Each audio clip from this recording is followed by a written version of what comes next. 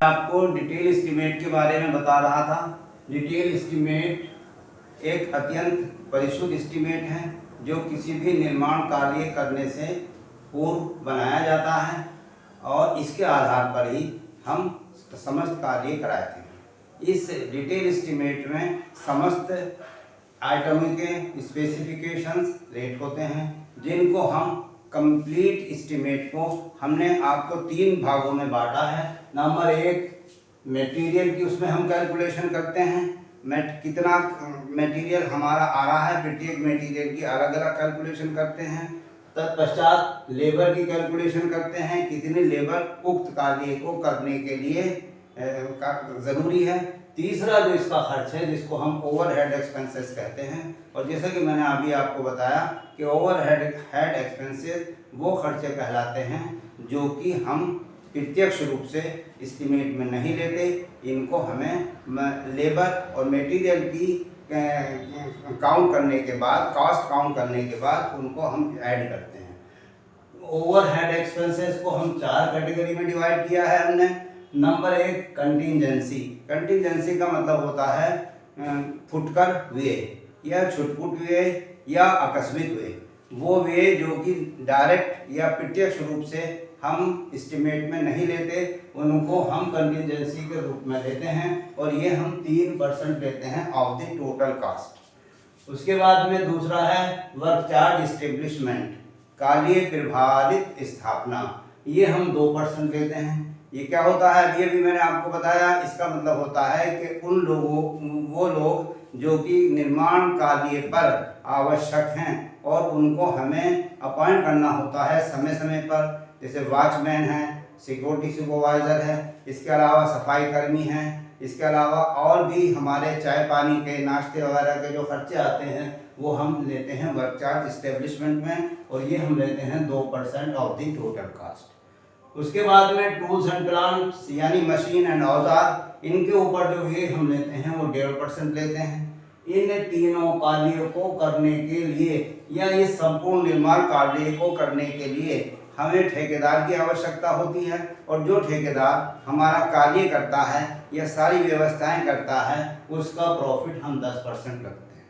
इस प्रकार total cast इन सबको मिला करके जो आती है वो कहलाती है निर्माण का व्यय, पूर्व अनुमान।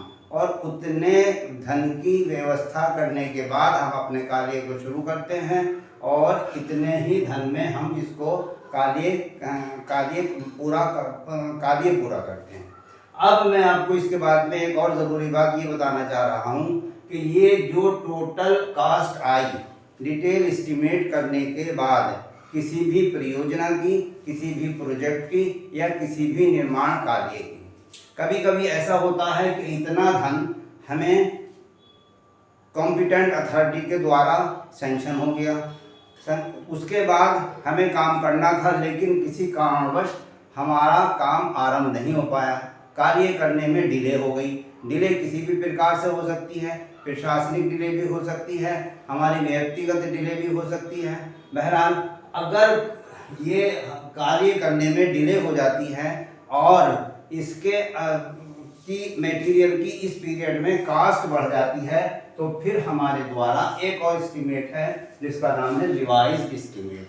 तो हमें रिवाइज्ड एस्टीमेट बनाना होता है। रिवाइज्ड एस्टीमेट की हिंदी है संशोधित आगरण।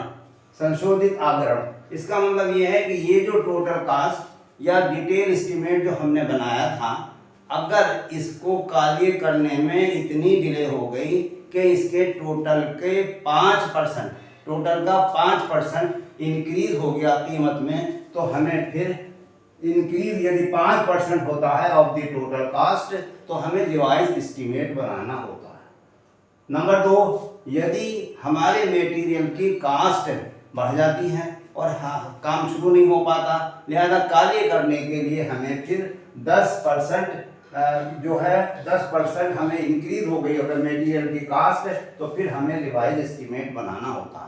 इसका मतलब ये है कि अगर कोई ये पूछे कि ये रिवाइज एस्टीमेट कब बनाया जाता है, तो रिवाइज एस्टीमेट जब बनाया जाता है जबकि टोटल प्रोजेक्ट की कास्ट 5% बढ़ जाए या इंडिविजुअल आइटम की रेट 10% बढ़ जाए तो हमें रिवाइज्ड एस्टीमेट बनाना होता है। रिवाइज्ड एस्टीमेट हम किस तरीके से बनाते हैं? रिवाइज्ड एस्टीमेट बनाने का बिल्कुल वही तरीका है जो कि हमारा डिटेल एस्टीमेट बनाने का तरीका है। बिल्कुल उसी तरीके से हम उन्हें कॉस्ट को रिवाइज करते हुए एस्टीमेट बनाते हैं। तो एक एस्टीमेट हमारे पास हुआ डिटेल एस्टीमेट, दूसरा एस्टीमेट हमारे पास हुआ अब इंक्रीज करके कीमत को इंक्रीज करते हुए रिवाइज्ड एस्टीमेट। ये अब भी हम कार्य करने के लिए या सैंक्शन के लिए इसको कॉम्पिटेंट अथॉरिटी या सक्षम अधिकारी के पास हम अपने दोनों एस्टीमेट को भेजेंगे। डिटेल एस्टीमेट के साथ जो संलग्नक हैं वो सारे संलग्नक जो हमने पहले भेजे थे वो सब लगे हुए होंगे, लेकिन उसके साथ साथ हम एक नया एस्टीमेट जिसका नाम होगा रिवाइज एस्टीमेट वो भी हम उसके साथ संलग्न करेंगे। इसके अलावा एक चीज़ और इसके साथ संलग्न की जाएगी, दोनों का कंपैरेटिव। कंपैरेटिव का मतलब तुलनात्मक पत्र कि इसमें हमने कितने पैसे लगाए थे किसी काम के और हम इसमें कितने पैसे लगा रहे हैं, ताकि कॉम्पिटेंट अथॉरिटी या जिसको निर्णय लेना है या जिसको सैंक्शन देनी है वो दोनों रेट को एक नज़र में देख सके। इस प्रकार रिवाइज्ड एस्टीमेट का और डिटेल एस्टीमेट और दोनों का तुलनात्मक पत्र तीनों को लगा करके हम कॉम्पिटेंट अथॉरिटी के पास एस्टीमेट सैंक्शन के लिए भेजते हैं और जब वहाँ से सैंक्शन आ जाता है तो फिर हम कार्रवाई शुरू करते हैं। इसे कहते हैं रिवाइज्ड एस्टीमेट। इसके बाद में एक और होता है, जरूरत पड़ जाती है इसकी सप्लीमेंट्री एस्टीमेट। सप्लीमेंट्री एस्टीमेट की हिंदी है पूरक आगरण। तो पूरक आगरण का मतलब ये होता है कि जिस प्रोजेक्ट को बनाने के लिए हमने डिटेल एस्टीमेट बनाया था, यदि उस प्रोजेक्ट के उन आइटमों के अतिरिक्त उसमें कोई एडिशनल कार्य किया जाता है, कोई एडिशनल कार्य किया जाता है या किसी कार्य में किसी प्रकार की चेंज जिसमें भी हमारा क्या नाम फाइनेंस इन्वॉल्व है, तो लिहाजा उसके लिए हम सप्लीमेंट्री एस्टीमेट बनाते हैं। सप्लीमेंट्री एस्टीमेट का मतलब पूरक एस्टीमेट जब बनाया जाता है जब कोई कार्य में किसी प्रकार का एडिशन करना हो या कार्य में किसी प्रकार की चेंज हो, तो फिर हम सप्लीमेंट्री एस्टीमेट बनाते हैं। और उस सप्ली एस्टीमेट को बनाने के लिए भी बिल्कुल वही चरण अपनाए जाते हैं जो हमने डिटेल एस्टीमेट में अपनाए।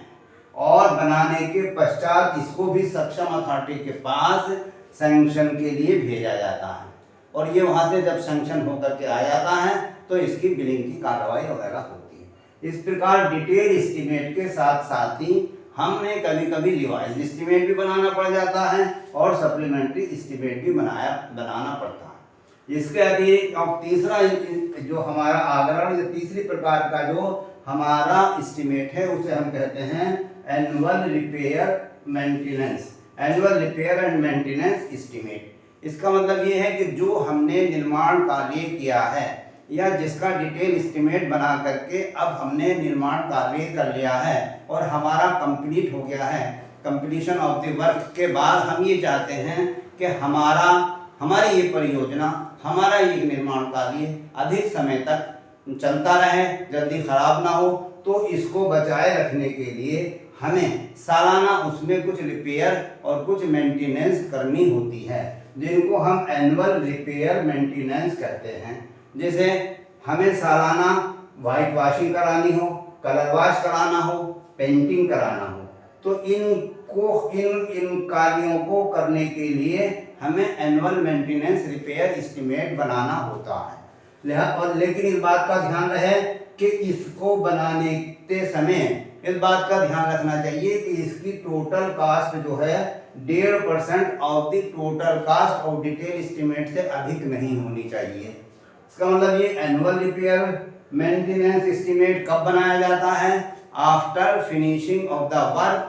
अपने प्रोजेक्ट को बनाए रखने के लिए अधिक समय तक हमें मेंटेनेंस का कार्य कराने के लिए एनुअल मेंटेनेंस रिपेयर एस्टीमेट बनाना पड़ता है।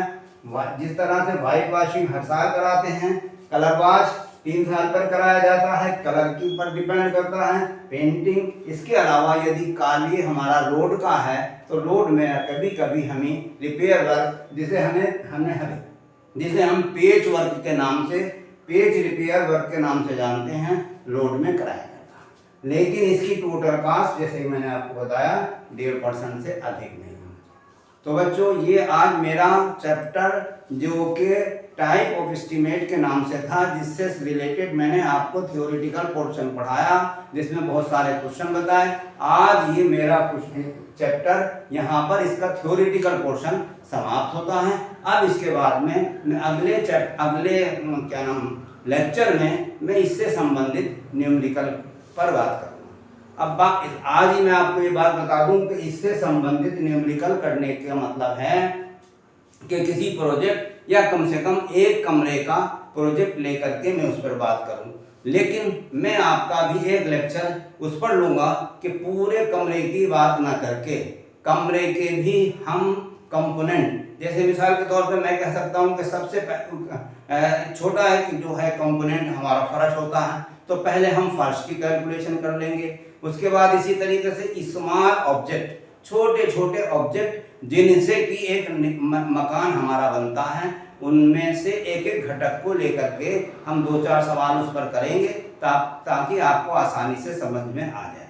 जैसे फर्श का अलग गणना कर लेंगे, दीवार की अलग गणना कर लेंगे। दीवार को भी हम 2 तरीके से ले लेंगे।